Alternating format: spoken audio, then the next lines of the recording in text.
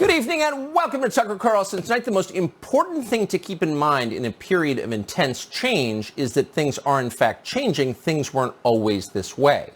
So memory, history is your best defense against manipulation. When you remember the way things were, you can fight to preserve them. When you no longer remember it was always this way, then you're at their mercy. So with that in mind, it's worth remembering that 100 years ago, Memphis was one of the richest, best organized cities in the country. It had a booming economy. It had beautiful municipal parks, a lot of them, more than 100. It had one of the most modern sanitation systems in the world, something we take for granted now. But when yellow fever was real, no one took it for granted. Memphis was such a big deal that it, in fact, was the informal capital of an entire American region, the Mississippi Delta.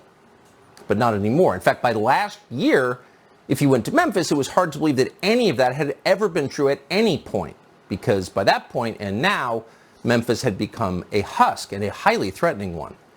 In 2021, according to federal statistics, Memphis, Tennessee was the most dangerous city in the United States. Last year, it recorded a total of 342 murders. Now, how many is that?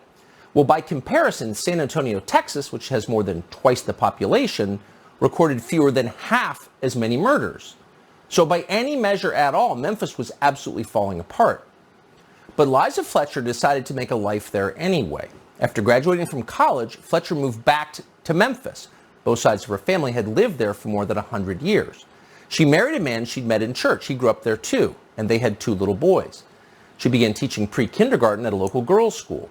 Here's a video that she made for her students at the beginning of the COVID lockdowns. It's only 15 seconds long, but you can tell immediately what sort of person Liza Fletcher was. Hey girls, it's Miss Fletcher. I miss all of you so much. I'm just at home with my kids, missing you guys, wishing we were back at St. Mary's, but I wanted to touch base and say hey. Hey girls, it's Mrs. Fletcher. I miss you so much. So every year on their wedding anniversary, Liza Fletcher's husband wrote her a love note on Instagram. Reading them now will make you cry. But you can see why he felt that way. Her warmth and her decency shine through. Meanwhile in Memphis, 7 miles across the city, lived a man called Cleotha Abston. Like Liza Fletcher, Abston also grew up in the city of Memphis, but he could not have been a more different sort of person. Judging from his long public record, Cleotha Abston devoted his life to preying on people weaker than he was. Cleotha Abston was a predator. He was an evil man. At a young age, Abston was arrested for, among many, many other things, stealing, aggravated assault, weapons charges, carjacking, and rape. In 2000, he was convicted of kidnapping a local attorney at gunpoint downtown and forcing him into the trunk of his own car. Crimes like that are now common in Memphis. Last year, the city reported more than 100 kidnappings. But like most lifelong criminals, Cleotha Abston was never fully punished for what he did. He was released years before the end of his prison sentence. Nor was he in any way sense reformed by his experience behind bars. Abston was well known in his apartment complex as of last week for his sexual aggression and his perversity. He terrified his neighbors. But no one from any part of the justice system seems to have intervened. Early last Friday morning, Liza Fletcher and Cleotha Abston met for the first and last time. As her husband and 2 young children slept at home, Liza Fletcher went for an early morning run through her neighborhood. Cleotha Abston followed her, stalking her every move from a black SUV. According to the indictment, as Fletcher jogged by, Abston leapt out, beat her bloody, smashed her cell phone, then dragged her into his vehicle. Within an hour, Liza Fletcher was dead. She'd been sexually assaulted and murdered. Police arrested Abston soon after based on surveillance video, but he refused to say what had happened to Liza Fletcher.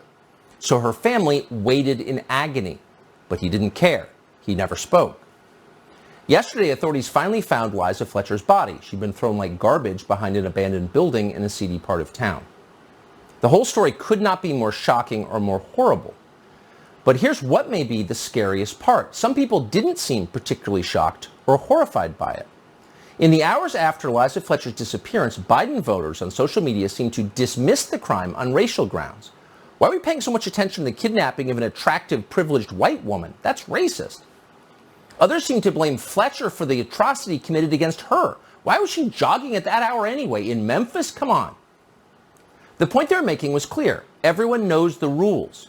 Liza Fletcher violated those rules. You can't go outside at certain hours in certain places in America, obviously. And if you violate the rules, you run the risk of being raped and murdered. That's how things work in this country. So adapt, accept it, move on. To some extent, if we're being honest, all of us feel that way. Whether we articulate it or not, we know what the rules are. We know what we can and cannot do in modern America. Nothing is ever spelled out. Nothing can be spelled out at risk of punishment. But everyone knows what the parameters are. Cities like Memphis or Baltimore or Detroit or Montgomery or Gary, Indiana or Wilmington, Delaware or a dozen other formerly prosperous, orderly little cities across the country were destroyed forever by the rioting that accompanied our last progressive social revolution more than 50 years ago. Politicized criminals started breaking things, torching buildings, stealing.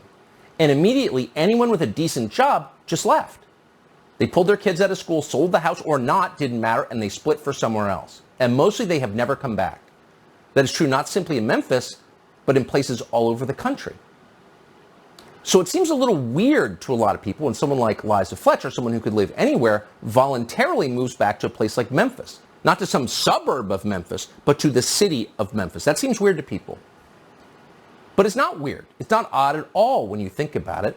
Liza Fletcher was from Memphis. She grew up there, and she had a right to come back. This was her country too, just as it's your country too.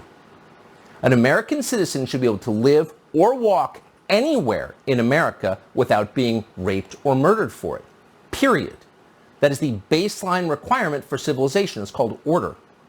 But increasingly, that is not what we have.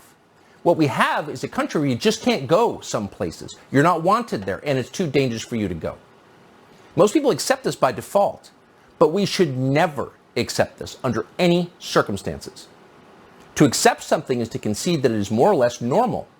Once we acknowledge something as normal, whether it's children being castrated in the name of trans rights or women being murdered by rapists who should have been in prison but weren't because equity, once we accept that as normal, we are stuck with it forever. It is the new status quo. It will never change except to get worse. The good people who lived in Memphis a century ago would never believe what has happened to the city they built. They would weep if they saw it. That will be the experience of every American before long. Our entire country will be Memphis if we don't put a stop to this insanity right now with as much force as is required.